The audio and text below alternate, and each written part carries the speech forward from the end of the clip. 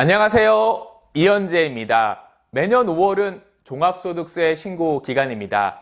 매번 납부해야 하는 세금은 당연히 내야 하지만 매번 부담으로 다가오죠. 세금뿐만 아니라 국민건강보험료에도 영향을 미치기 때문에 이 절세에 대한 고민이 더욱 커지는 시기이지 않을까 싶습니다.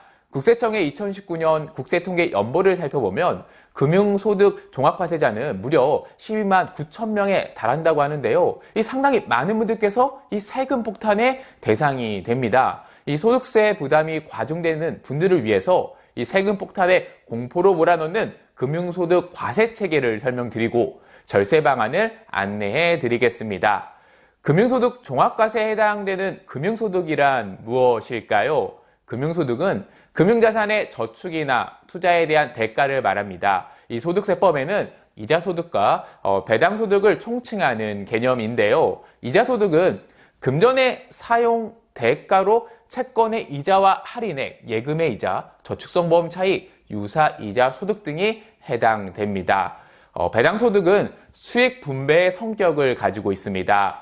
배당과 분배금, 집합투자기구로부터의 이익, 의제와 간주배당, 유사배당소득 등이 해당됩니다. 이때 채권이나 주식에 이 직접 투자해서 어떤 양도로 인해 발생하는 이익은 금융소득에 포함되지 않는 점 알아두시기 바랍니다.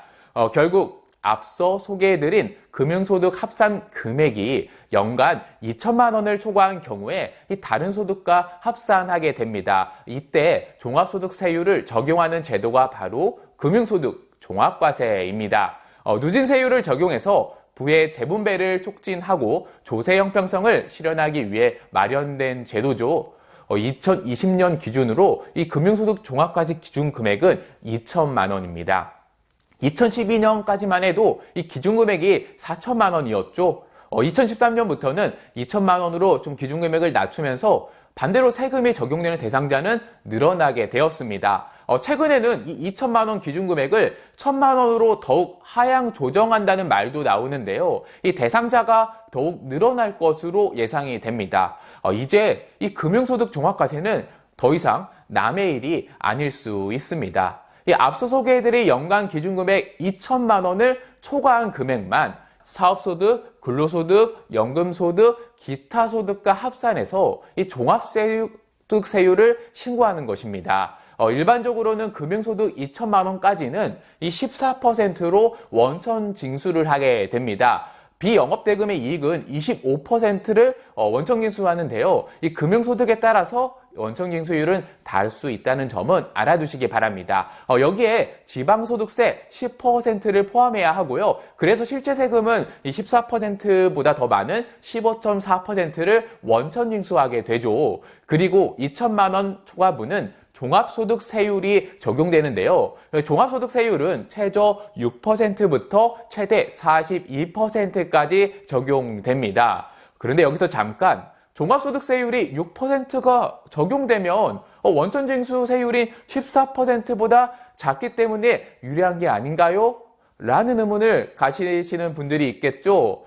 금융소득을 분리과세하는 것보다 오히려 세금이 감소하는 경우가 발생할 수 있습니다. 하지만 이것을 방지하기 위해서 금융소득 비교과세라는 제도가 시행되고 있습니다. 여러 세율이 적용될 경우 이 더 큰 세금을 부과하는 법칙인데요. 이 비교과세에 대해서 예시를 살펴보면 금융소득 3천만 원이 발생했다고 가정해 보겠습니다.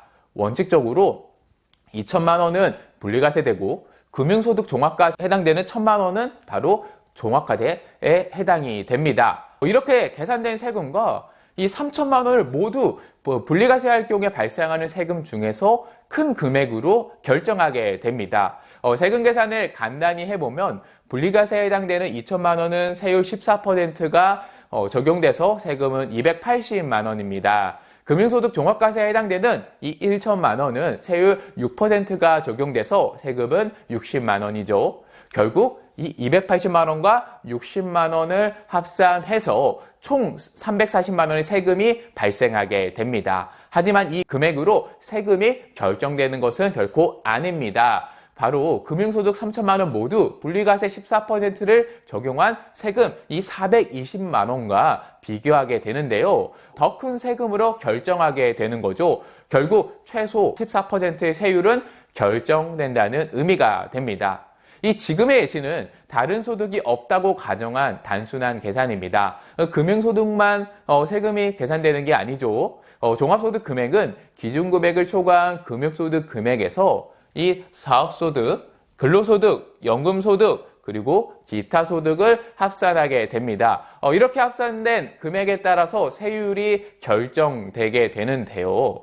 예를 들어서 방금 말씀드린 소득들의 과세표준 금액이 8,800만 원이라면 24%의 세율이 적용이 됩니다. 하지만 금융소득 종합과세자라면은 이 초과된 금융소득이 있을 테고요. 이 초과한 금융소득이 이 8,800만 원과 합산하게 되죠. 그래서 이 8,800만 원을 초과하게 됩니다. 결국 최소 35%의 세율이 적용되겠죠.